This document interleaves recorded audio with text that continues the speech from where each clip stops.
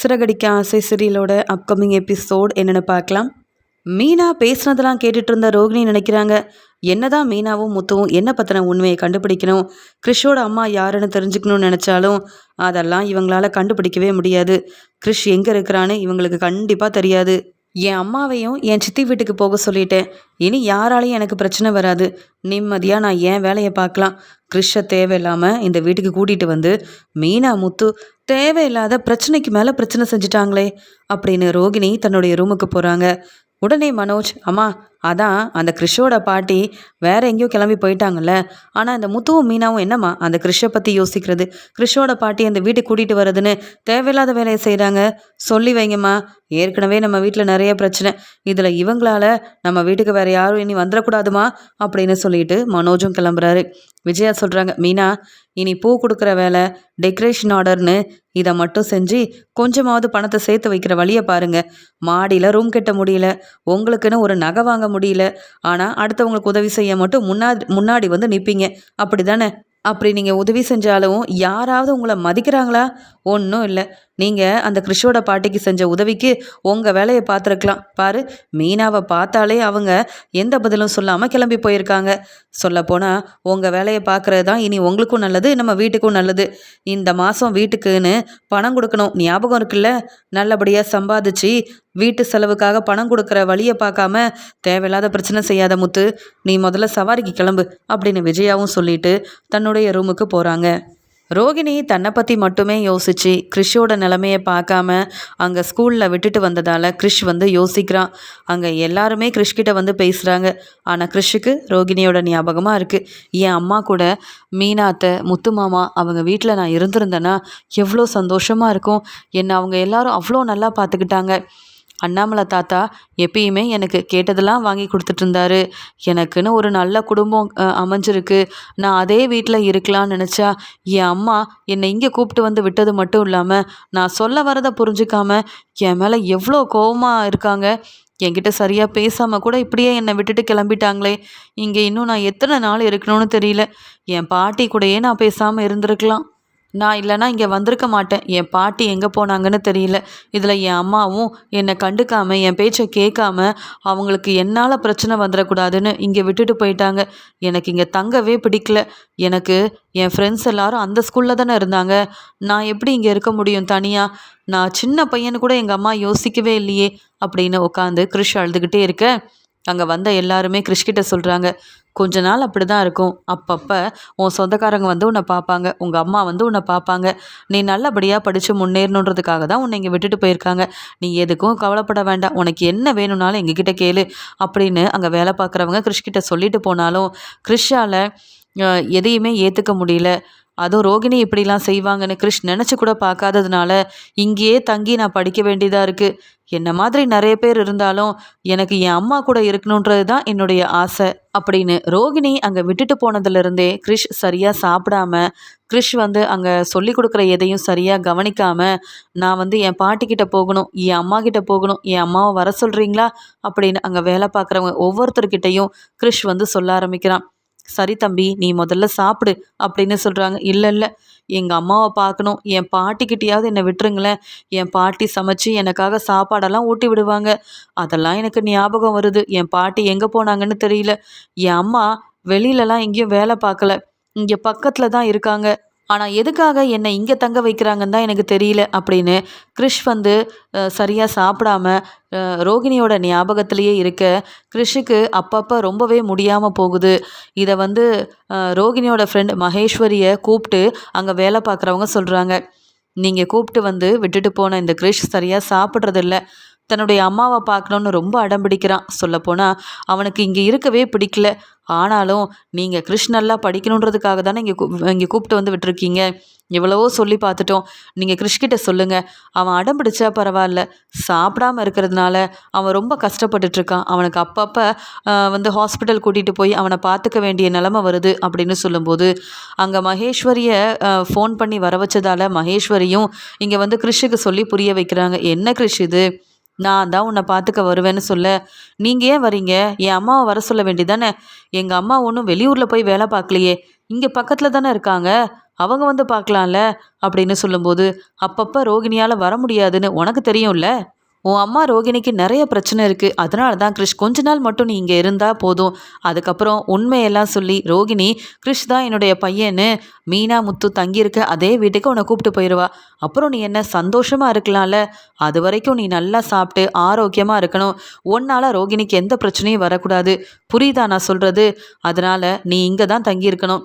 நானும் உன்னை என் வீட்டுக்கு கூட்டிகிட்டு போக முடியாது. ரோகிணி எடுத்த முடிவு இதுதான். உன் அம்மா பேச்சை கேட்டு நீ நல்லபடியாக படித்து வரணும். புரியுதா அப்படின்னு மகேஸ்வரி சொல்கிறாங்க. சரி, நான் இனிமேல் நல்ல பையனாகவே இருக்கேன், நல்லா படிக்கிறேன், அவங்க கொடுக்குறதெல்லாம் நல்லா சாப்பிட்றேன், நான் ஆரோக்கியமாக இருப்பேன். அப்பப்போ நீங்கள் வரும்போது எங்கள் அம்மாவை கூட்டிகிட்டு வாங்க. என் அம்மாவை பார்க்கணும் போல இருக்குது. என் பாட்டியை பார்த்தீங்களான்னு கேட்கும்போது, உன் பாட்டி அவங்க சொந்தக்காரங்க வீட்டுக்கு கிளம்பி போயிட்டாங்க, நீ எதை பற்றியும் யோசிக்காமல் இரு அப்படின்னு கிறிஷ்கிட்ட ஆறுதலாக பேசிட்டு ரோகிணியோட ஃப்ரெண்ட் மகேஸ்வரி அங்கேருந்து கிளம்பி போகிறாங்க. வித்யா ரோகிணிக்கு ஃபோன் பண்ணி, என்ன ரோகிணி, கிறிஷ் அந்த ஸ்கூலில் சேர்த்துட்டியா, உங்கள் அம்மாவை பார்த்தியா அப்படின்னு கேட்குறாங்க. உடனே ரோகிணி, ஆமாம் வித்யா, நீ செஞ்ச உதவியால் தான் 2-3 நாள் கிறிஷை உன் வீட்டில் தங்க வச்சு எப்படியோ நினச்ச மாதிரி அந்த ஸ்கூலில் சேர்த்துட்டேன். இனி கிறிஷ் அவன் படிப்பை பார்ப்பான். என் அம்மாவையும் பார்த்தேன். நான் கிறிஷை எங்கே கூப்பிட்டு வரேன், எங்கே தங்க வைக்கிறேன்னு ஒவ்வொன்றையும் என் அம்மா அங்கேருந்து கவனிச்சுக்கிட்டே தான் இருந்திருக்காங்க போல். அவங்கக்கிட்ட கொஞ்சம் பணம் கொடுத்து என் சித்தி வீட்டுக்கு போக சொல்லிட்டேன். மீனா முத்து இனி என்னை பற்றின உண்மையை கண்டுபிடிக்கவே முடியாது. கிறிஷ் நல்லபடியாக படித்து முன்னேறுவான். அதுக்குள்ளே என் வீட்டில் உள்ளவங்க கிட்ட உண்மையை சொல்லி எப்படியாவது கிறிஷ் தான் என் பையன்ற உண்மையை சொல்லி மனோஜையும் தனி கொடுத்தனத்துக்கு கூட்டிகிட்டு போயிடுவேன் அப்படின்னு சொல்லும்போது, முதல்ல அது செய். அது மட்டும் இல்லை, நீ அப்படி செஞ்சால் மட்டும்தான் கிறிஷை உன் கூடயே வச்சு நல்லபடியாக பார்த்துக்க முடியும் அப்படின்னு சொல்கிறாங்க வித்யா. வீட்டில் பிரச்சனை வரலன்னு நினச்சா கடையில் நிறைய பிரச்சனை வருது வித்யான்னு சொல்கிறாங்க. அந்த பிரச்சனையும் ஒன்னால தானே வந்திருக்கும் ரோகிணி அப்படின்னு வித்யா கேட்க, அதுக்குடனே ரோகிணியும், ஆமாம் வித்யா, நான் தான் மனோஜுக்கு தெரியாமல் பெரிய தப்பை செஞ்சுட்டேன். அங்கே கிறிஷ ஸ்கூலில் சேர்க்கணும். அந்த பிஏ தினேஷ் அப்பப்போ பணம் கேட்டுக்கிட்டே இருந்ததுனால பணத்தை ஏற்பாடு பண்ண முடியாத நான் வேறு வழி இல்லாமல் அங்கே மனோஜோட கடையிலேருந்து பணத்தை எடுத்துட்டேன். அந்த பணத்தை என்னால் திருப்பி வைக்கவும் முடியல. நான் தான் பணத்தை எடுத்தேன்னு தெரிஞ்சால் விஜயாத்தை என்னை சும்மா விட மாட்டாங்க. அதனால் அங்கே வேலை பார்த்துட்டு இருந்த ராணி அவங்க வீட்டுக்காரர் 2 பேரும் சேர்ந்து தான் திட்டம் போட்டு பணத்தை எடுத்தாங்கன்னு அந்த ராணியவும் அவங்க வீட்டுக்காரரையும் மாட்டி விட்டுட்டேன் மனோஜ்கிட்ட. உடனே மனோஜ் கோவமாக அவங்கள அங்கேருந்து வேலையிலேருந்து அனுப்பிட்டாரு. ஆனால் அந்த ராணி என்னடானா அங்கே ஒரு வக்கீலோடு வந்து நின்று என்னென்னவோ சொல்லி மனோஜ் மேலேயும் தப்பு இருக்குன்னு பொய்யா தேவையில்லாத பிரச்சனை செஞ்சு எங்ககிட்ட இருந்து 1,00,000 ரூபா பணத்தை வாங்கணும்னு திட்டம் போட்டு வந்து இந்த மாதத்துக்கு 25,000 ரூபா பணத்தை வாங்கிட்டு போயிட்டாங்க தெரியுமா. எனக்கு என்ன செய்யனே தெரியல. என்னால் பாவம் மனோஜ் ரொம்பவே அவமானப்பட்டு தலை குனிஞ்சு நின்னார். செய்யாத தப்புக்கு மனோஜ் வந்து பணத்தெல்லாம் கொடுத்து ஏமாந்து போய் நின்னார் தெரியுமான்னு சொல்ல, என்ன ரோகிணி இப்படிலாம் செஞ்சிட்ருக்க, வீட்டில் உள்ள எல்லாரையும் ஏமாற்றி இப்போ மனோஜோட கடையிலையும் ஏமாற்ற ஆரம்பிச்சிட்டியா? இதெல்லாம் முத்து மீனாக்கு தெரியுமா? இல்லை உன் மாமனார் தானே கடையை பார்த்துக்கிறாரு, அவருக்கு தெரிஞ்சா உன்னை சும்மா விடுவாரா அப்படின்னு கேட்குறாங்க வித்யா.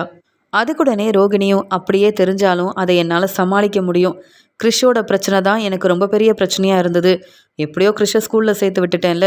கிறிஷ் இப்போ எங்கே இருக்கான் அப்படின்னு மீனா ரொம்பவே குழப்பத்தில் இருக்காங்க. ஆனால் உண்மையை அவங்களால கண்டுபிடிக்க முடியாது.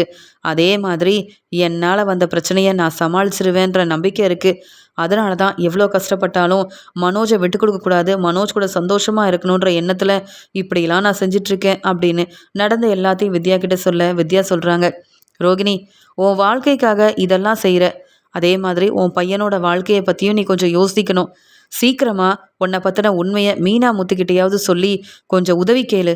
கண்டிப்பாக அவங்க நல்ல மனசுக்கு உனக்கு உதவி செய்வாங்க.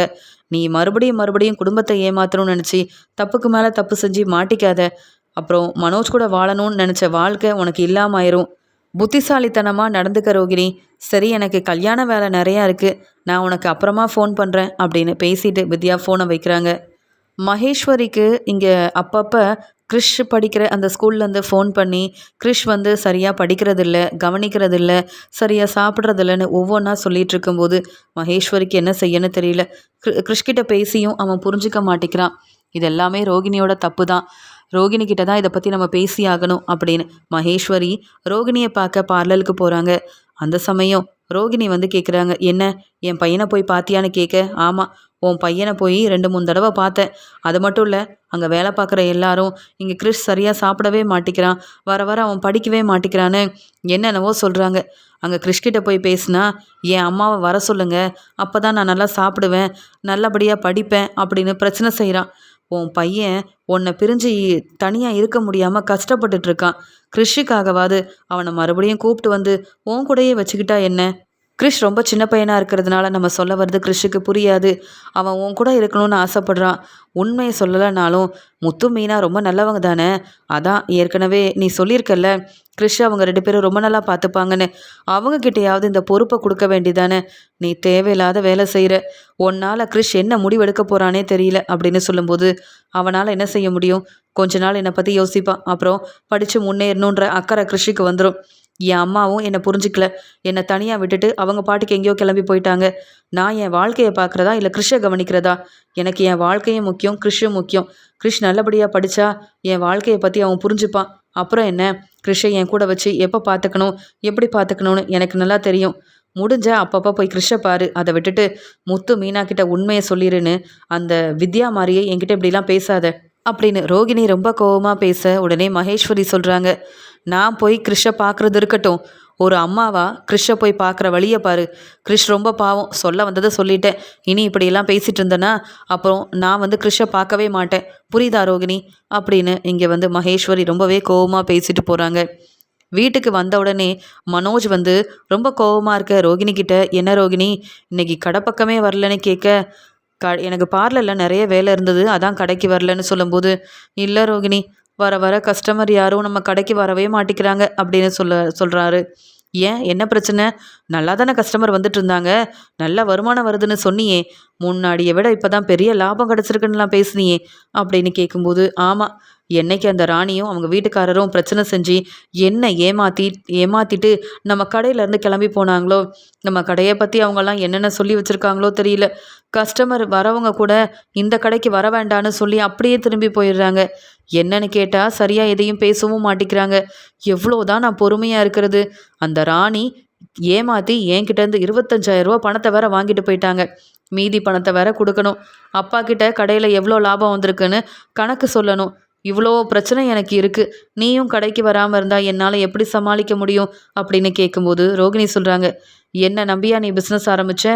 இல்லை, உன் அம்மா என்னை கடைக்கே வரக்கூடாதுன்னு சொன்னப்ப நீயும் கண்டுக்காமல் இருந்து பிஸ்னஸை நீ தனியாக தானே பார்த்துக்கிட்ட. கடையோட ஓனர் நான் தானு என்ன பேச்சு பேசினேன். இப்போ உனக்கு பிரச்சனைன்னு உடனே நான் அங்கே நிற்கணுமா? ஏன், நான் வந்தால் மட்டும் கஸ்டமர் நிறைய பேர் வந்துருவாங்களா? கடையில் பிரச்சனை நடந்திருக்கு. அதுலேயும் அந்த ராணியும் ராஜாவும் நம்ம கடையை பற்றி யார்கிட்ட என்னென்ன சொல்லி வச்சுருக்காங்களோ தெரியல. கஸ்டமர் எல்லாம் நம்மளை பற்றி தப்பாக புரிஞ்சுக்கிட்டு கடைக்கு வராமல் இருந்தால் அப்புறம் எப்படி நல்லபடியாக வருமானம் வரும்? ராணியும் அவங்க வீட்டுக்காரர் ராஜாவும் நமக்கு நிறைய உதவி செஞ்சுருக்காங்க தான். நமக்கு யோசனை சொல்லி கஸ்டமரை எப்படி கடைக்கு வர வைக்கிறது, அவங்க மூலமாக எப்படி நமக்கு லாபம் கிடைக்கிற மாதிரி செய்கிறதுன்னு நிறைய உதவி செஞ்சுட்டு இப்படியும் ஏமாற்றுவாங்கன்னு நான் எதிர்பார்க்கவே இல்லையே அப்படின்னு சொல்லி கடையில் நடந்த பிரச்சனையை பற்றி பேசிகிட்ருக்குறாங்க. அந்த சமயம் விஜயா சொல்கிறாங்க, போதும் போதும், கடையில் பிரச்சனை வருதுன்னா அதுக்கு காரணமே இந்த ரோகிணி தான். மனோஜ், நீ தனியாக இருந்து சாதிச்சு காட்டணும், அதுதான் எனக்கு பெருமை. இந்த ரோகிணி கடைக்கு வந்ததால தான் பிரச்சனை வந்திருக்குன்னு எனக்கு தோணுது. அதனால நீ கடையை தனியாகவே இருந்து பார்த்துக்க. ரோகிணி பார்லருக்கு போய் சம்பாதிக்கட்டும், இல்லைனா வீட்டு வேலையை செய்யட்டும். ரோகிணி கடைப்பக்கம் வந்தாலே உனக்கு பிரச்சனை தான். அப்புறம் கடையும் இல்லாமல் எந்த வேலையும் இல்லாமல் நீ வீட்டில் உட்கார வேண்டிய நிலைமை இந்த ரோகிணியால் வந்துடக்கூடாது. பார்த்துக்க, கடையில் இவ்வளோ பிரச்சனை வருதுன்னு பேசுறியே, அதுக்கும் இந்த ரோகிணி வரணும்னு வேற சொல்கிற பாரு. ரோகிணி மேலே ரொம்ப நம்பிக்கை வைக்காத. ரோகிணி எப்போ வேணாலும் உன்னையே ஏமாத்துவா. அவள் வாழ்க்கைக்காக ரோகிணி பொய் சொல்லி குடும்பத்தை ஏமாத்துனவ தானே. என்ன வேணாலும் செய்வா இந்த ரோகிணி அப்படின்னு சொல்லிட்டு போகிறாங்க. உடனே மனோஜும், என்ன ரோகிணி அம்மா இப்படிலாம் பேசுகிறாங்கன்னு கேட்க, உங்கள் அம்மா இப்படி பேசுகிறாங்கன்னா அதெல்லாம் தப்புன்னு நீ சொல்லணும். உங்கள் அம்மா என்ன பேசினாலும் நீ அமைதியாக தானே இருப்ப. உன் கடைப்பக்கம் நான் வர வேண்டானா உங்கள் அம்மா மாதிரி நீயும் சொல்லிடு. என் வேலையை மட்டும் நான் பார்த்துக்கிறேன் அப்படின்னு கோவமாக பேசிட்டு அங்கே இருக்கிற வேலையெல்லாம் செய்ய போகிறாங்க ரோகிணி. கிறிஷோட ஃப்ரெண்டுங்க எல்லாரையுமே பார்க்கறதுக்கு அவங்க சொந்தக்காரங்க, அம்மா அப்பான்னு எல்லாருமே வராங்க. ஆனால் கிறிஷை பார்க்க ரோகிணி வரவே இல்லை. கிறிஷுக்கு ரோகிணி மேலே ரொம்ப கோவம் வருது. எல்லாருமே அவங்கவுங்க பசங்களை பார்க்க வர, என் அம்மா மட்டும் அவங்க ஃப்ரெண்டு மகேஸ்வரி அனுப்பி வைக்கிறாங்க. பக்கத்தில் தான் இருக்காங்க என் அம்மா, என்னை கண்டுக்காம.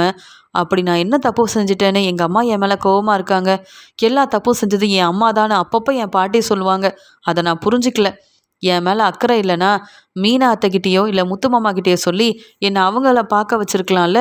ஆனால் அம்மா இப்படி செய்வாங்கன்னு எதிர்பார்க்கல. இனியும் இங்கே நம்ம இருந்தோன்னா அம்மா நம்மளை பார்க்க வரவே மாட்டாங்க. எனக்கு என் அம்மாவை பார்க்கணும். அதுக்காக நான் இங்கேருந்து கிளம்பி போகணும் யாருக்கும் தெரியாமல் அப்படின்னு கிரிஷ் ரோகிணி மேலே உள்ள பாசத்துலையும் அக்கறையிலையும் ரோகிணியை பார்க்கணும் அப்படின்ற எண்ணத்துலையும் அவங்க தங்கியிருக்கிற இடத்துல இருந்து கிளம்பி வந்துடணும்னு கிரிஷ் முடிவெடுக்கிறாரு. கிறிஷோட நிலைமையை புரிஞ்சிக்காத ரோகிணி தன்னுடைய வாழ்க்கை முக்கியம்னு அவங்க வேலையை மட்டும் பார்த்துட்ருக்க. கிறிஷ் வந்து எல்லாரும் ரெஸ்ட் எடுத்துகிட்டு இருக்கும்போது அங்கே யாருக்கும் தெரியாமல், அங்கே வேலை பார்க்குறவங்களுக்கு கூட தெரியாமல் அங்கேருந்து கிளம்பி தனியாகவே வந்துடுறாரு. கிறிஷுக்கு எங்கே போகணும்னு தெரியல, யார்கிட்ட உதவி கேட்கணும் தெரியல. இங்கேருந்து முத்தம்மா வீட்டுக்கு எப்படி போகிறதுன்னு எனக்கு தெரியாதே. ஆனால் அம்மாவை பார்க்கணுன்ற ஆசையில் அங்கேருந்து நான் கிளம்பி வந்துட்டேன் அப்படின்னு ஒரு இடத்துல நின்று கிறிஷ் அழுதுகிட்டே இருக்காரு. அடுத்த நாள் காலையில் அங்கே வேலை பார்க்குறவங்க எல்லாரும் அங்கே வந்துட்டாங்களான்னு பார்க்க அங்கே கிறிஷ் இல்லைன்றதை கண்டுபிடிக்கிறாங்க. உடனே அவங்க டீச்சர்கிட்ட கேட்குறாங்க, கிறிஷ் இன்னைக்கு ஸ்கூலுக்கு வந்தாரா அப்படின்னு. இல்லை வரலன்னு சொன்ன உடனே அங்கே என்ன ஏதுன்னு தெரியலன்னு ஒவ்வொரு பசங்கக்கிட்டேயும் கிறிஷை பற்றி கேட்க, கிறிஷ் நேற்று சாப்பிடாம அழுதுகிட்டே இருந்தான். தன்னுடைய அம்மா தன்னை பார்க்க வரலன்னு கிறிஷ் ரொம்பவே மனசு வேதனையோடு இருந்தான். அதனால் எங்கேயும் கிளம்பி போயிருப்பானோ அப்படின்னு அங்கே கூட படிக்கிறவங்க சொல்ல, உடனே அங்கே டீச்சரும் எனக்கு என்னவோ கிறிஷ் அவனே தான் கிளம்பி போயிருப்பான்னு தோணுது. முதல்ல கிறிஷ் எங்கே இருக்கான்னு கண்டுபிடிக்கணும், போலீஸ்கிட்ட நம்ம சொல்லி தானே ஆகணும் அப்படின்னு அங்கே ஸ்கூலில் கிறிஷாலேயே ஒரு பெரிய பிரச்சனை வந்துடுது. கிறிஷோட அம்மா மட்டும் இல்லை, மற்ற எல்லாருமே நம்ம மேலே உள்ள நம்பிக்கையில் தான் பசங்களை இங்கே சேர்த்துருக்காங்க. ஆனால் கிறிஷ் இப்போ தான் இங்கே வந்தான். நம்மளை புரிஞ்சிக்காம அவங்க அம்மா பேச்சும் கேட்காம இப்படி எங்கே போனான்னு வேற தெரியலையே அப்படின்னு சொல்லிட்டு அங்கே வந்து போலீஸ்கிட்ட இந்த பிரச்சனையை கொண்டு போகிறாங்க. அது மட்டும் இல்லாமல் கிறிஷ் இங்கே படிக்கிறதுக்காக வந்தான். ஆனால் அந்த பையன் இப்போ எங்கே போனான்னு தெரியல, நீங்கள் தான் கண்டுபிடிச்சி கொடுக்கணும் அப்படின்னு சொல்லி கம்ப்ளைண்ட் கொடுக்குறாங்க. அங்கே உடனே போலீஸும் கிறிஷோட அம்மா யார் வந்து அந்த பையனை சேர்த்து விட்டது அப்படின்னு விசாரிக்கும்போது மகேஸ்வரின்றவங்க தான் வந்து கிறிஷ் அம்மாவோட ஃப்ரெண்டு. கிறிஷோட அம்மா வெளியூரில் வேலை பார்க்குறதுனால கிறிஷை பார்க்க வருது, தேவையானதை வாங்கி கொடுக்குறதுன்னு அந்த பொறுப்பை வந்து கிறிஷோட அம்மா ரோகிணியோட ஃப்ரெண்டு தான் செய்கிறாங்க அப்படின்னு உடனே மகேஸ்வரியை அங்கே வர வைக்கிறாங்க. மகேஸ்வரி இதெல்லாம் தெரிஞ்சுக்கிட்டு பேரதிர்ச்சியோட என்ன சொல்கிறீங்க, கிறிஷ் எங்கே போனான்னு தெரியலையா, என்ன இப்படி அக்கறையே இல்லாமல் பொறுப்பே இல்லாமல் இருந்திருக்கீங்க, கிறிஷோட அம்மா வந்து கேள்வி கேட்டால் நீங்கள் என்னங்க பதில் சொல்வீங்க, உங்களை நம்பி தானே கிறிஷை இங்கே வந்து சேர்த்து விட்டோம், இப்படி செஞ்சிட்டிங்களே அப்படின்னு சொல்லும்போது நாங்கள் என்ன செய்ய முடியும், கிறிஷ் எங்கள் பேச்சை கேட்கல, அவங்க அம்மா தான் வரணும், அவங்க அம்மா கிட்ட பேசணும், நான் இங்கே தங்கவே மாட்டேன்னு ரொம்ப அடம்பிடிச்சான். நாங்களும் உங்ககிட்ட சொன்னோமா இல்லையா, நீங்கள் எதையுமே பெருசாக எடுத்துக்கல, அவங்க அம்மாவை நீங்கள் வர வச்சிருக்கலாம். அதனால தான் கிறிஷ் இப்போ எங்கே போனான்னு தெரியாமல் நாங்கள் வந்து போலீஸ்கிட்ட இந்த பிரச்சனையை பற்றி பேசியிருக்கோன்னு சொல்லும்போது மகேஸ்வரி ரொம்பவே பதட்டமாக இருக்காங்க. என்னது இது, இந்த பிரச்சனையை போலீஸ்கிட்ட சொல்லிட்டாங்க, கிறிஷ் ஒரு பக்கம் எங்கே போனான்னு தெரியல, அப்போ நான் இதில் என்ன செய்ய முடியும், ரோகிணி தான் கிறிஷோட அம்மா, என்ன கூப்பிட்டு விசாரித்து நான் அவமானப்பட்டு நிற்க முடியாதுல்ல கிறிஷுக்காகவும் ரோகிணிக்காகவும். பேசாமல் ரோகிணியோட வீடு இங்கே தான் இருக்குது, ரோகிணி இங்கே தான் இருக்கான்னு உண்மையை சொல்லி ரோகிணியை தான் நம்ம வந்து போலீஸ்கிட்ட பேச வைக்கணும், கிறிஷோட விஷயத்தில் நான் என்ன செய்ய முடியும் அப்படின்னு மகேஸ்வரி போலீஸை பார்த்த உடனே ரொம்ப பதட்டமாக வேறு வழி இல்லாமல், சார் நான் வந்து ரோகிணியோட ஃப்ரெண்டு தான் சார், ஆனால் ரோகிணி இங்கே பக்கத்தில் தான் சார் இருக்குது அவங்க வீடு. என்ன பேசுகிறீங்க, ரோகிணியோட அம்மா வெளியூரில் வேலை பார்க்குறதால சொன்னாங்க, அப்போ நீங்களும் அங்கே தானே இருந்தீங்க அப்படின்னு ஸ்கூலில் வேலை பார்க்குறவங்க மகேஸ்வரி கிட்ட சொல்லும்போது அதெல்லாம் அப்படி தான், அந்த ரோகிணிக்கு கொஞ்சம் பிரச்சனை, தன்னுடைய பையன் தான் கூட இருக்கக்கூடாதுன்றதுக்காக இப்படிலாம் வந்து பொய் சொல்லி தான் இங்கே வந்து கிறிஷையே சேர்த்து விட்டா. நான் தான் கிறிஷை வந்து பார்த்துக்கிறதா இருந்தேன், அதுக்குள்ளே கிறிஷ் இப்படி எங்கே போனால் என்ன செஞ்சானே ஒன்றுமே புரியலையே, அதனால் என்கிட்ட கேள்வி கேட்குறத விட கிறிஷை பற்றி கிறிஷோட அம்மா ரோகிணிக்கு தான் ரொம்ப நல்லா தெரியும், அவங்க வெளியூர்லேருந்துலாம் வர வேண்டியதில்லை, ஏன்னா ரோகிணி இங்கே தான் இருக்கா அப்படின்னு மகேஸ்வரி போலீஸ்கிட்டையும் அங்கே வேலை பார்க்குறவங்ககிட்டையும் ரொம்ப தெளிவாக ரோகிணியை பற்றி சொல்ல ஆரம்பிக்கிறாங்க. சரி அவங்க வீடு எங்கே இருக்குன்னு சொல்லுங்கள், நான் போய் அவங்க அம்மாவை பார்க்குறேன், பக்கத்துலேயே இருந்துக்கிட்டு எதுக்காக அவங்க பையனை இங்கே தங்கி படிக்க வைக்கணும், முதல்ல அவங்க செஞ்சதே பெரிய தப்பு தான், அவங்க பையனுக்கு பிடிக்கலன்னா பக்கத்தில் வச்சு அவனை நல்லபடியாக கவனமாக பார்த்துக்க வேண்டியதானே, இப்படி ஏதாவது செய்ய வேண்டியது. அப்புறம் இப்போ பையன் கிறிஷ் வந்து எங்கே போயிருக்கான் என்னன்னு உடனே இங்கே வந்து நிற்க வேண்டியது. சரி நீங்கள் அவங்க எங்கே இருக்காங்கன்னு மட்டும் சொல்லுங்கள், நாங்கள் போய் பார்க்குறோம் அப்படின்னு மகேஸ்வரி கிட்ட ரோகிணியை பற்றி விசாரித்து அவங்க வீடு எங்கே இருக்குன்னு கேட்டு தெரிஞ்சுக்கிறாங்க போலீஸ். இங்கே கிறிஷ் எங்கே போகிறதுன்னு தெரியாமல் அழுதுகிட்டே ஒரு இடத்துல நின்றுட்டு இருக்கும்போது அந்த வழியாக முத்து சவாரி முடிச்சுட்டு வராரு. வரும்போதே முத்து வந்து இந்த கடப்பக்கம் நிப்பாட்டி முதல்ல காஃபி சாப்பிட்டுட்டு அப்புறமா கிளம்புவோம் அப்படின்னு அங்கே காரை நிப்பாட்டும் போது பார்க்க கிறிஷ் மாதிரி இருக்கே, கிறிஷ் எதுக்கு இங்கே இருக்கான்? ஒருவேளை அவங்க அம்மா இங்கே வந்திருப்பாங்களா? கிறிஷை தான் கூடயே அவங்க அம்மா கூப்பிட்டு போனதா தானே கிறிஷோட பாட்டி சொன்னாங்க. போய் பார்ப்போம் அப்படின்னு பக்கத்தில் போய் பார்த்தா கிறிஷ் தான் நின்று அழுதுட்ருக்கான். உடனே முத்து பேரதிர்ச்சியோட, கிறிஷ் நீயா இங்கே என்ன செய்கிற அப்படின்னு கேட்க, முத்து மாமா நீங்களா? மாமா என்னை கூப்பிட்டு போங்க மாமா, எனக்கு இங்கே இருக்க ரொம்ப பதட்டமாக இருக்குது, பயமாக இருக்குது மாமா அப்படின்னு அழுகிறான். கிறிஷ் உன்னை யாராவது இங்கே கூப்பிட்டு வந்தாங்களா அப்படின்னு கேட்கும்போது, இல்லை நான் தனியாக தான் வந்தேன், என் அம்மா நான் உன்னை பக்கத்தில் வச்சு பார்த்துக்கிறேன் அப்படின்னு சொல்லி கூப்பிட்டு போனாங்க. ஸ்கூல்ல இருந்து கூப்பிட்டு போனது மட்டும் இல்லாமல் வித்யாத்த வீட்டில் என்னை தங்க வச்சாங்க. அதுக்கப்புறம் என்னை அவங்களால பார்த்துக்க முடியாது போல் இங்கே கூப்பிட்டு வந்து சேர்த்துட்டாங்க. இந்த ஸ்கூலில் தங்கி நான் படிக்கணுமான்னு சொல்லும்போது, என்ன சொல்கிற, உன் அம்மா உன்னை தனியாக தங்க வச்சு படிக்க வைக்கணுன்னுட்டு அவங்க இப்போ வெளியூர் கிளம்பி போயிட்டாங்களான்னு சொல்லும்போது கிறிஷ் அழுதுகிட்டே நடந்த உண்மையை சொல்கிறான். இல்லை என் அம்மா யார் தெரியுமா? வித்யா ஆண்டியோட ஃப்ரெண்டு தான். உங்கள் வீட்டில் இருக்காங்கல்ல ரோகிணி, அவங்க என் அம்மா தான்.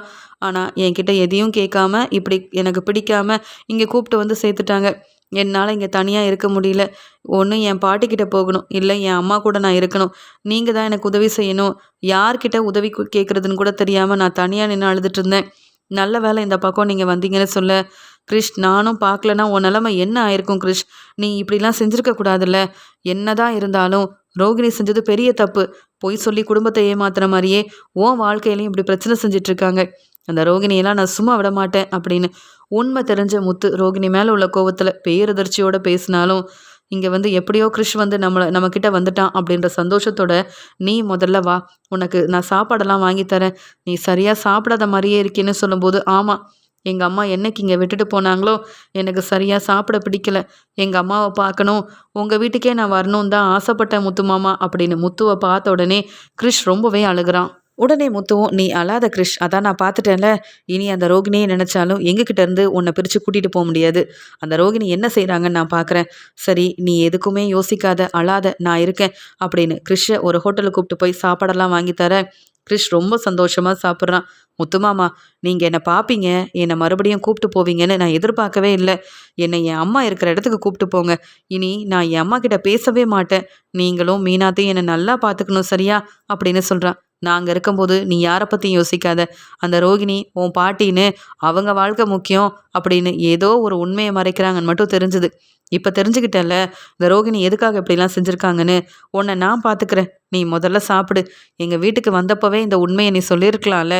மீனா அப்போவே சந்தேகப்பட்டா, எதுக்காக இந்த கிறிஷ் நம்மளை விட்டுட்டு நம்மக்கிட்ட பேசாமல் அப்பப்போ அந்த ரோகிணி ரூமுக்கு போகிறான்னு. இப்போ தானே தெரியுது ரோகிணி தான் உன் அம்மான்னு. நீ முன்னாடியே நம்ம வீட்டில் இருக்கும்போதே நீ சொல்லியிருந்தா அந்த ரோகிணியை நான் சும்மா விட்டுருக்க மாட்டேன். யாரையும் நம்பி நான் விட்டுருக்கவே மாட்டேன் உன்னை. நாங்களே உன்னை பார்த்துக்குறோன்னு ஒரு முடிவு எடுத்திருப்போம். இப்போவும் பரவாயில்ல, நீ சாப்பிட்டு கிளம்பு அப்படின்னு சொல்லி கிறிஷுக்கு சாப்பாடெல்லாம் கொடுத்து கிறிஷுக்கு தேவையான எல்லாத்தையும் வாங்கி கொடுத்து அவ்வளோ நேரம் அழுதுட்டு இருந்த கிறிஷை ரொம்பவே சந்தோஷமாக பார்த்துக்கிறாரு முத்து. கொஞ்ச நேரம் கழிச்சு இங்கே மகேஸ்வரி போலீஸோட வந்து விஜயா வீட்டு வாசலில் நிற்கிறாங்க. உடனே விஜயாவும், சார் என்ன சார், இவங்க யார் சார், நீங்கள் எதுக்கு இங்கே வந்தீங்கன்னு கேட்க, முதல்ல உங்கள் மருமக ரோகிணியை வர சொல்கிறீங்களா, அவங்கக்கிட்ட பேசணும்னு கேட்க, எப்பயும் இந்த முத்து மீனா தான் பிரச்சனை செய்வாங்க, முத்துவை தேடி தான் போலீஸ் வீட்டுக்கு வருவாங்க, இப்போ என்ன ரோகிணியை தேடி வந்திருக்காங்க, ஒன்றும் புரிய மாட்டேங்குது. மனோஜ் மனோஜ் வெளியில் வா மனோஜ், அந்த ரோகிணியை வர சொல்லு முதல்லன்னு சொல்லும்போது, என்னம்மா ரோகிணி எதுக்கு கூப்பிட்றீங்க, ரோகிணி இப்போதாம்மா ரெஸ்ட் எடுக்கிறான்னு சொல்லும்போது, அதானே அவன் நல்லா ரெஸ்ட் எடுப்பா, ஏதாவது பிரச்சனை செஞ்சுட்டு வந்துடுவா போல, ரோகிணியை தேடி போலீஸ் வந்திருக்காங்க, என்னென்னு நீயாவது வந்து கேளு அப்படின்னு சொல்ல. உடனே அண்ணாமலையும், சார் ரோகிணி என் மருமக தான் சார், என்ன சார் ரோகிணியை தேடி வந்திருக்கீங்கன்னு கேட்க, மகேஸ்வரி சொல்கிறாங்க, நான் ரோகிணியோட ஃப்ரெண்டு தான், இங்கே இவர் தான் ரோகிணியோட வீட்டுக்கு வரணும்னு என்னை கூப்பிட்டு வந்தாருன்னு சொல்ல, அங்கே மெதுவாக ரோகிணி வராங்க. வந்த உடனே மகேஸ்வரி நீயா அப்படின்னு கேட்க, ஆமாம் ரோகிணி நான் தான், பெரிய பிரச்சனையாயிருச்சு அப்படின்னு சொல்ல, அங்கே வந்த போலீஸ் வந்து ரோகிணியை பார்த்து கேட்குறாங்க, என்னம்மா நீங்கள் உங்கள் பையனை பொறுப்பாக பார்த்துக்காம நீங்கள் இந்த வீட்டில் இருக்கீங்க, உங்கள் பையனை என்னம்மா அங்கே சேர்த்து விட்டுருக்கீங்க, தங்கி படிக்கிற மாதிரி எல்லா ஏற்பாடையும் இவங்களை உங்கள் ஃப்ரெண்டை கூப்பிட்டு போய் செஞ்சது நீங்கள் தானே அப்படின்னு கேட்ட உடனே அண்ணாமலை உடனே, என்னது ரோகிணிக்கு பையனா அப்படின்னு கேட்குறாங்க. உடனே அங்கே வந்த போலீஸும், என்ன சார் ரோகிணியோட மாமனார் தானே நீங்கள், உங்கள் பேரனை பற்றி உங்களுக்கு தெரியாதா? நீங்களாவது சொல்லியிருக்கலாம்ல. இப்போ ரோகிணி ஒரு முடிவெடுத்து உங்கள் பேரனை வேற ஒரு ஸ்கூலில் சேர்க்குறேன்னு அங்கேயே தங்க வச்சுருக்காங்க போல. அங்கே தங்க பிடிக்காம அந்த கிறிஷ் இப்போ எங்கே போனானே தெரியல. கம்ப்ளைண்ட் கொடுத்துருக்காங்க, நாங்கள் தான் தேடிட்டு இருக்கோம் அப்படின்னு சொன்னதை கேட்டுட்டு ரோகிணி மகேஸ்வரியை பார்த்து அழுகுறாங்க. கிறிஷ் எங்கே போனா?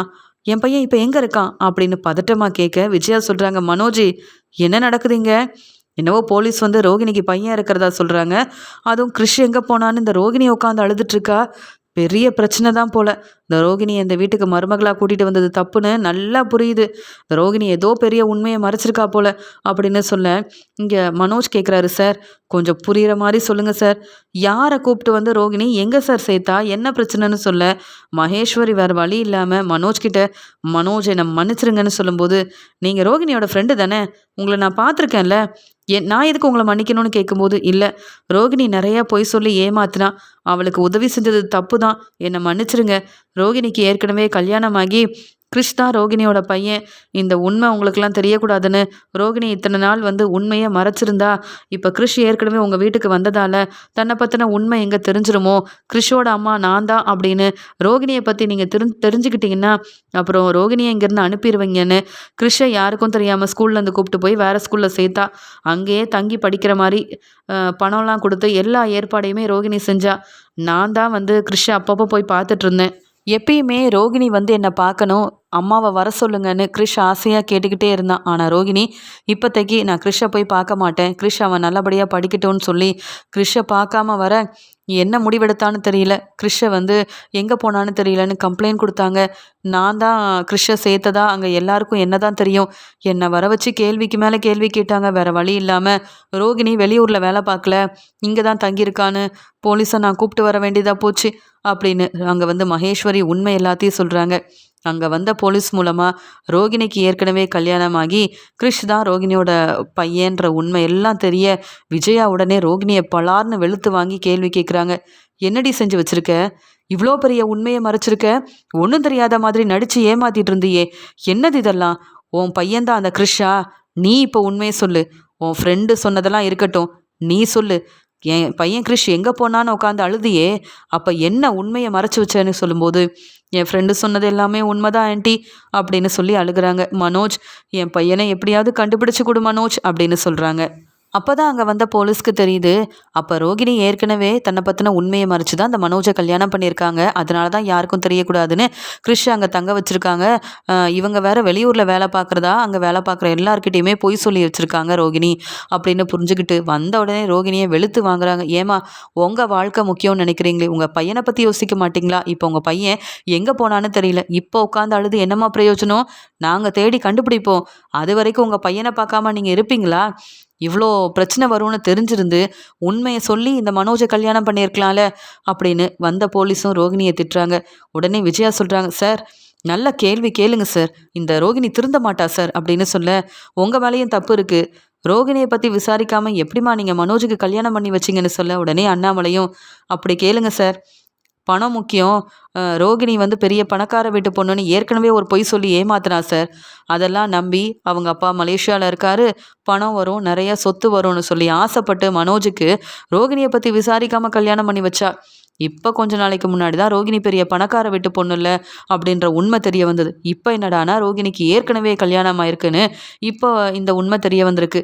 எப்படி சார் ரோகிணியை நம்புறது அப்படின்னு அண்ணாமலை ரொம்பவே கோபமாக கேட்க, ரோகிணி நீங்கள் செய்கிறது ரொம்ப பெரிய தப்பு. உங்கள் வாழ்க்கைக்காக நீங்கள் எவ்வளோ தான் போய் சொல்வீங்க? நீங்கள் ஏற்கனவே உண்மையை மறைச்சி மனோஜை கல்யாணம் பண்ணியிருக்கீங்கன்னு உங்கள் அத்தையோ இல்லை உங்கள் வீட்டுக்காரரோ கம்ப்ளைண்ட் கொடுத்தா உங்கள் நிலைமை என்ன ஆகும்னு தெரியுமா? அப்புறம் இந்த வீட்டோட மருமகளாக நீங்கள் இருக்கவே முடியாது. இப்போ உங்கள் பையன் எங்கே இருக்காரு, இல்லை யாரும் வந்து கூப்பிட்டு போயிட்டாங்களா, இல்லை அவராக தான் அங்கேருந்து கிளம்பி போனாரான்னு ஒன்றுமே தெரியல. நீங்கள் செஞ்ச தப்பால் உங்கள் பையன் கஷ்டப்பட்டுட்டு இருக்கான். இதெல்லாம் உங்களுக்கு தேவையா அப்படின்னு போலீஸ் ரோகிணியை நிற்க வச்சு கேள்வி கேட்க, ரோகிணி பதில் பேசாமல் அழுதுட்டு இருக்கும்போது மனோஜும் கோவத்தில் ரோகிணியை வெளுத்து வாங்குறாரு. உடனே மீனா கேட்குறாங்க, என்ன ரோகிணி இதெல்லாம்? உங்களை பற்றின உண்மை யாருக்கும் தெரிய வரக்கூடாதுன்றதுக்காக தான் என் விஷயத்தில் நீங்கள் தலையிடாதீங்க மீனான்னு அப்பப்போ சொல்லிக்கிட்டே இருந்தீங்களா? நாங்கள் உங்கள் விஷயத்தில் தலையிடலை, உங்களை பற்றின உண்மையை கண்டுபிடிக்கல. உங்களை இப்போ கிறிஷே தான் மாட்டி விட்டுருக்கான். அதான் போலீஸ் தேடி வந்திருக்காங்க. உங்கள் பையனை நீங்கள் கண்டுபிடிச்சி இனியாவது உங்கள் பையன் கிருஷ்ணன் நல்லா பார்த்துக்கோங்க. எங்களுக்கு அது வேலை இல்லைல்ல அப்படின்னு சொல்லும்போது, இல்லை மீனா, முத்துக்கிட்ட சொல்லுங்களேன், எப்படியாவது கிறிஷை தேடி கண்டுபிடிக்க சொல்லுங்களேன். மீனா, எனக்கு நீங்கள் உதவி செய்யணும். நான் ஏதோ தப்பாக பேசியிருக்கலாம், இல்லை உங்களை ஏளனமாக பேசி அவமானப்படுத்தியிருக்கலாம். என்னை மன்னிச்சிருங்க மீனா. இங்கே மற்ற யாராலையும் எனக்கு உதவி செய்ய முடியாது. என் பையன் கிறிஷை நான் பார்க்கணும் அப்படின்னு சொல்லி ரோகிணி அழுகுறாங்க. இப்போ மட்டும் நாங்கள் உதவி செய்யணும். நீங்கள் இப்படிலாம் செய்யாமல் இருந்திருந்தா கிறிஷ் நிம்மதியாக நம்ம வீட்டில் இருந்திருப்பான்ல. அது மட்டும் இல்லை, நீங்கள் பொய் சொல்லி இந்த குடும்பத்தை ஏமாற்றி உங்களுக்கு ஒரு நல்ல வாழ்க்கை கிடைக்கணுன்றதுக்காக எவ்வளோதான் இப்படிலாம் செய்வீங்க. எங்களை ஏமாத்துனது பத்தாதுன்னு கிறிஷோட வாழ்க்கையிலையும் நீங்கள் கிறிஷை ஏமாத்திட்டு தான் இருக்கீங்க ரோகிணி. நீங்கள் செஞ்சது பெரிய தப்பு. உங்களை நான் கூட மன்னிக்க மாட்டேன் அப்படின்னு மீனாவும் கோவமாக பேச, ஸ்ருதி ரவின்னு எல்லாரும் ரோகிணியை கேள்வி கேட்டுட்ருக்க, உடனே அங்கே முத்து வராரு. முத்து வேற வந்துட்டான். இனி இவன் வேற என்னென்ன பேச போகிறானோ தெரியலையே அப்படின்னு சொல்லி ரோகிணி அழுதுகிட்டே நிற்க, முத்து கூட கிறிஷும் வரான். மீனாத்த, அண்ணாமலை தாத்தா நான் வந்துட்டேன் அப்படின்னு கிறிஷ் சொன்னதை கேட்டு, கிறிஷ் நீ எங்கே இருந்த? நீ எங்கே போனேன்னு தெரியாமல் உன்னை கண்டுபிடிக்கிறதுக்காக தான் போலீஸ் இங்கே விசாரிக்கிறதுக்காக வந்திருக்காங்க அப்படின்னு சொல்ல, எதுக்காக? நான் தான் முத்துமாமா கூட இருந்தேனே அப்படின்னு சொல்ல, முத்து நீங்களா கிறிஷை கூப்பிட்டு போனீங்கன்னு கேட்க, இல்லை சார், நான் யாரையும் கூப்பிட போல. சொல்லப்போனால் அந்த கிறிஷ் எங்கே இருந்தான், இவங்க அம்மா எங்கே சேர்த்து விட்டாங்கன்னு கூட எனக்கு தெரியாது. கிறிஷ் தனியாகவே ஒரு இடத்துல நின்று அழுதுட்டு இருந்தான். அப்போ தான் அங்கே நான் காரை நிப்பாட்டிட்டு பார்க்க கிறிஷை பார்த்து, உடனே கிறிஷ் சாப்பிடலன்னு உடனே சாப்பாடெல்லாம் வாங்கி கொடுத்து இங்கே கூட்டிகிட்டு வரேன். அப்போ தான் இந்த ரோகிணி யார், என்னென்ன செஞ்சுருக்காங்கன்ற உண்மை எல்லாம் தெரிய வந்தது. இந்த ரோகிணியை மனோஜும் என் அம்மாவும் அவ்வளோ நம்புனாங்க. குடும்பத்தை ஏமாற்ற திட்டம் போட்டு இந்த வீட்டுக்கு மருமகளாக வந்தது மட்டும் இல்லாமல் கிறிஷோட வாழ்க்கையில் பிரச்சனை செய்கிறதே இந்த பார்லலம்மாவுக்கு வேலை. என்ன ரோகிணி இப்படியே பார்த்துட்டு நிற்கிறீங்க? உங்கள் பையன்தான், ஆனால் உங்ககிட்ட பேசணும்னு கூட கிறிஷுக்கு விருப்பம் இல்லை. அப்படிப்பட்ட வேலையை செஞ்சுருக்கீங்க. உங்கள் பையனை பார்த்துக்க முடியலனா எங்ககிட்ட உண்மையை சொல்லி கிறிஷை பார்த்துக்கோங்க முத்து, பார்த்துக்கோங்க மீனான்னு சொல்லியிருக்கலாமே.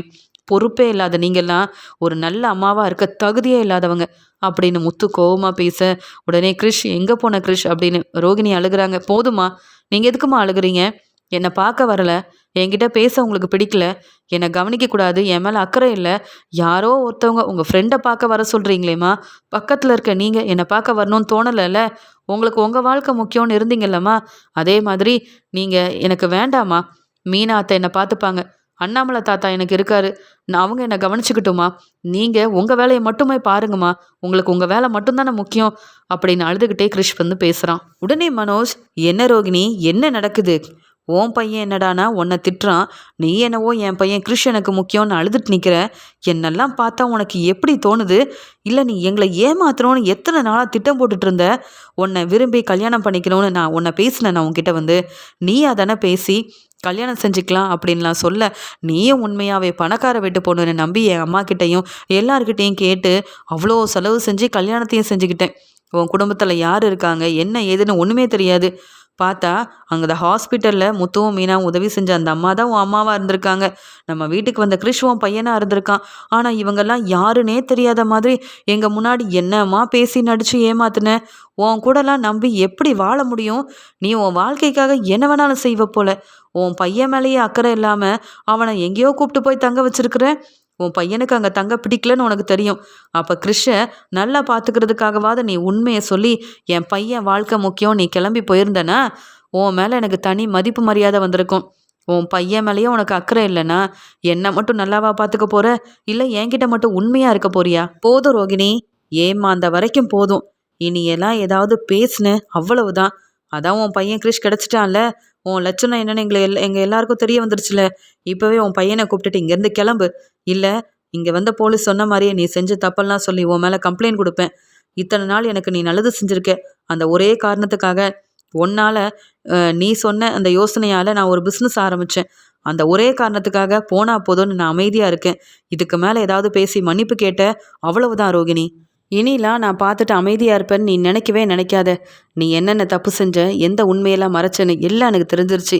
இனி உன்னை என்னால் மன்னிச்சு உன் கூட சந்தோஷமாக வாழ முடியுன்ற நம்பிக்கை எனக்கு இல்லை அப்படின்னு கோபமாக பேசும்போது உடனே ஸ்ருதி சொல்கிறாங்க, ஆமாம் இந்த ரோகிணி எப்போ பொய் சொல்லுவாங்க, எப்படி நம்மளை ஏமாற்றுவாங்கன்னே தெரியாது.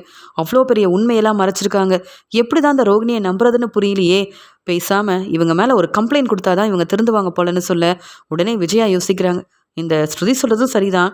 நம்ம குடும்பத்தை இந்த ரோகிணி ஏமாத்திருக்கால, அப்போ இந்த ரோகிணிக்கு உதவி செஞ்ச ரோகிணியோட ஃப்ரெண்டுகளையும் சும்மா விடக்கூடாது, ரோகிணியோட அம்மாவையும் சும்மா விடக்கூடாது. எல்லாருக்கும் உண்மை தெரிஞ்சு ரோகிணிக்கு உதவி செய்யணும்னு என் குடும்பத்தை ஏமாத்திருக்காங்க அப்படின்னு சொல்லிட்டு, சார் இந்த ரோகிணியோட ஃப்ரெண்டு வித்யான்னு ஒருத்தவங்க இருக்காங்க. அதுலேயும் இந்த மகேஸ்வரி. இந்த ரோகிணி செய்கிற தப்புக்கெல்லாம் இவங்க துணையாக இருக்க போய் தான் என்ன வேணாலும் செய்யலான்னு இந்த ரோகிணி என் குடும்பத்தை ஏமாத்தியிருக்கா. நான் கம்ப்ளைண்ட் கொடுக்குறேன் சார். ரோகிணியோட அம்மா, அந்த வித்யா, மகேஸ்வரின்னு யாரையும் சும்மா விடக்கூடாது சார். என் பையனை ஏமாற்றி கல்யாணம் பண்ண ரோகிணி இனி என் வீட்டுக்கு மருமகளாக வரவே கூடாது சார். செஞ்ச தப்புக்கு நல்லா அனுபவிக்கணும். அது மட்டும் இல்லை, இந்த பையன் கிறிஷ் என் வீட்டில் இருக்கக்கூடாது அப்படின்னு சொல்ல உடனே முத்து சொல்கிறாரு, அது எப்படி நீங்கள் சொல்லலாம்? கிறிஷ் இங்கே தான் இருப்பான். அது மட்டும் இல்லாமல் கிறிஷை பார்த்துக்க யாரும் இல்லை. நீங்கள் இந்த ரோகிணி மேலே கம்ப்ளைண்ட் கொடுங்க, இல்லை ரோகிணி இங்கேருந்து அனுப்புங்க. ரோகிணியை நம்பிலாம் கிறிஷை விட முடியாது. கிறிஷை பார்த்துக்க நானும் மீனாவும் இருக்கோம். இந்த வீட்டுக்குன்னு நாங்களும் சம்பாதிச்சு பணம் கொடுக்குறோம். இன்னும் எவ்வளோ வேணாலும் எங்ககிட்ட பணம் வாங்கிக்கோங்க. ஆனால் கிறிஷ் இந்த வீட்டில் தான் இருப்பான்னு சொல்ல உடனே அண்ணாமலையும் முத்து சொல்கிறது சரிதான். ரோகிணி செஞ்ச தப்புக்கு விஜயா நீ என்ன முடிவு வேணாலும் எடு. ஆனால் கிறிஷை என் பேரை மாதிரி நான் நல்லா பார்த்துக்கணுன்னு ஆசைப்பட்றேன். முத்து மீனா இருக்கும்போது கிறிஷை தனியாலாம் யாரையும் நம்பி அனுப்ப முடியாது. இனி கிறிஷ் இங்கே தான் இருப்பான். ஆனால் தப்புக்கு மேலே தப்பு செஞ்ச ரோகிணி இங்கே இருக்க வேண்டாம் அப்படின்னு அண்ணாமலையும் சொல்லிடுறாரு. உடனே விஜயா இனி இந்த ரோகிணியை சும்மா விடக்கூடாது, எவ்வளோ பெரிய பொய் சொல்லி ஏமாத்திருக்கா அப்படின்னு. ஏற்கனவே கல்யாணமான ரோகிணி பொய் சொல்லி என் குடும்பத்தை ஏமாத்தி மனோஜோட வாழ்க்கையில வந்து பெரிய பிரச்சனை செஞ்சிட்டா. எங்களை ஏமாத்தின ரோகிணி இனி என் வீட்டில் மருமகளாக இருக்கக்கூடாது, செஞ்ச தப்புக்கு நல்லா அனுபவிக்கணும்னு போலீஸ்கிட்ட ரோகிணியை மாட்டி விட்டுடுறாங்க. அதனால் ரோகிணியை வெளுத்து வாங்கி செஞ்ச தப்புக்கு அங்கேருந்து போலீஸ் கூட்டிகிட்டு போக கிறிஷ் ரொம்ப சந்தோஷமாக முத்து, மீனா, அண்ணாமலை, ரவி, ஸ்ருதின்னு எல்லார்கிட்டையும் சந்தோஷமாக பேசிகிட்டு இருக்கான். தன்னுடைய அம்மா ரோகிணி எப்படியும் நம்மளை கவனிக்க போகிறதில்ல. என் அம்மா இருந்தாலும் ஒன்று தான், இல்லாமல் இருந்தாலும் ஒன்று தான். ஆனால் என்னை பார்த்துக்க இவங்க எல்லாரும் இருக்காங்கன்னு சந்தோஷப்படுறாரு கிறிஷ். எப்படியோ கிறிஷ் மறுபடியும் நம்ம வீட்டுக்கே வந்துட்டான் அப்படின்னு அண்ணாமலை, ரவி, ஸ்ருதி, மீனா, முத்து ரொம்ப சந்தோஷப்படுறாங்க. ரோகிணி நம்ம குடும்பத்தை ஏமாத்தணும்னு திட்டம் போட்டு தான் இந்த வீட்டுக்கு மருமகளாக வந்திருக்கா. அந்த ரோகிணியால் இப்போ கிறிஷ் மறுபடியும் இந்த வீட்டுக்கே வந்துட்டான். இந்த வீட்டில் உள்ள எல்லாரும் கிறிஷுக்கு சப்போர்ட் பண்ணுறாங்கன்னு. இது எல்லாத்துக்குமே காரணமான ரோகிணி நம்ம எல்லாரையும் நம்ப வச்சு இப்படி ஏமாத்திட்டாலே மனோஜ் அப்படின்னு ரோகிணி மேலே ரொம்பவே கோவத்தில் இருக்காங்க விஜயா.